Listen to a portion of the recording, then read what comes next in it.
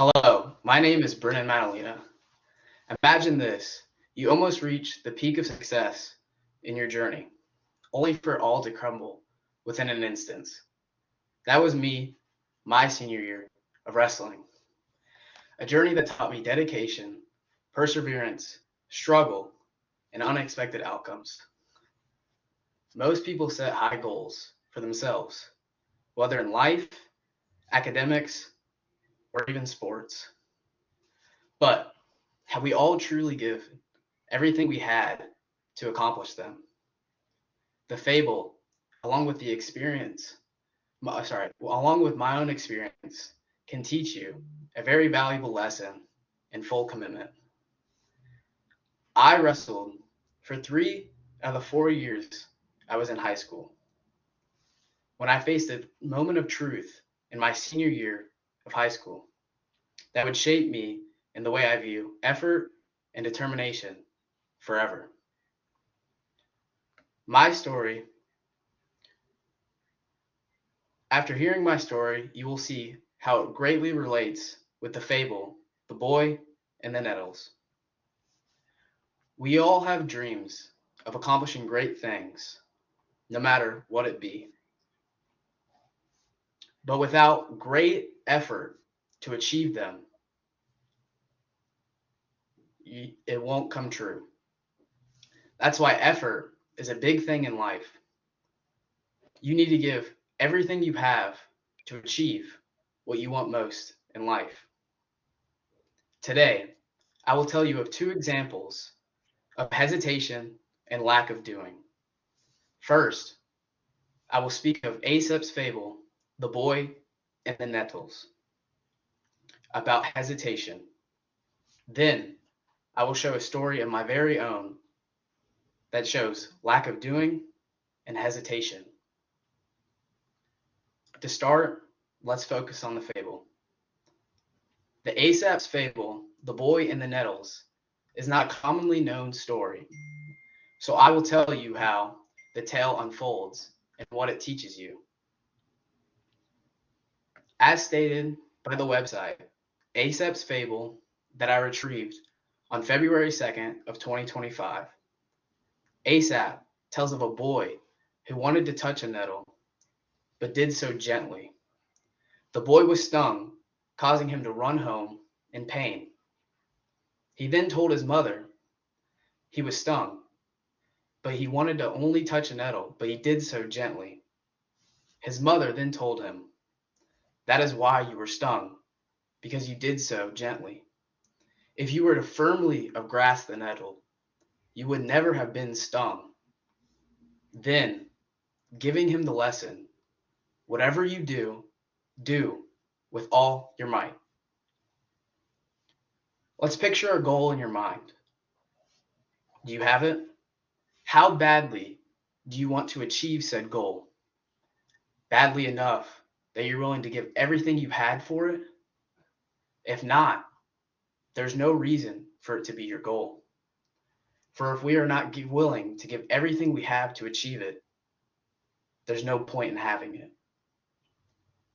Anyway, even though the boy wanted to touch the nettle, he did so gently and hesitated.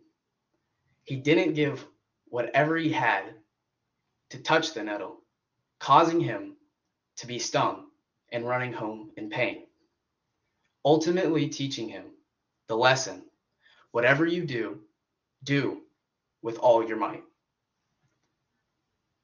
Following that unfortunate tale, I will tell you of a more accessible example and a story of my very own. Now, I think we've all had dreams of being the best we can be at something we enjoyed, whether it be in sports, academics, or life. As I said before, mine was to be a state champion in wrestling. When my senior year came around, I thought I was working really hard to achieve said goal. Being the first to practice, staying the latest to get extra work in, and even buying my own mats so I could practice at home. All these things were finally paying off. I was undefeated going into the biggest tournament of the year when I sadly tore my meniscus in the finals, receiving my first loss of the year. Yet, I was still determined to achieve my goal of becoming a state champ. Waiting until regionals to come around to give my knee as much time as I possibly could for it to heal. Battling through the regional tournament, I was able to qualify for states. Here it was. All I had to do now was win 4 matches in a row against some of the best dudes in the state. Easy, right? I've been dominating all year. At least, that's what I thought was going to happen. Unfortunately, in the first round of states, something were to happen. I first was doing everything I thought I was going to do. I was going to go out and win in a dominant fashion. After all, I was up 13-2 with 20 seconds remaining. All I had to do now was either hold the guy down for 20 more seconds or let him up and take him down, receiving a tech fall and ending the match in a win instantly. When the dude stood up, I went to return him back to the mat. That return ended up being ruled as an illegal slam, disqualifying me from the state tournament and ending my dreams forever. Now, I've came to realize that I never really put in the work I told myself I was doing. Sure, I did some things, like staying late and being first to practice. But there was a lot of things I could have done. For instance, I could have never taken my junior year off. I could have trained harder when I first came to high school, knowing I always wanted to be a state champion. I could have not hesitated or been nervous about my knee holding me back in states because it was never fully healed, or even close to that.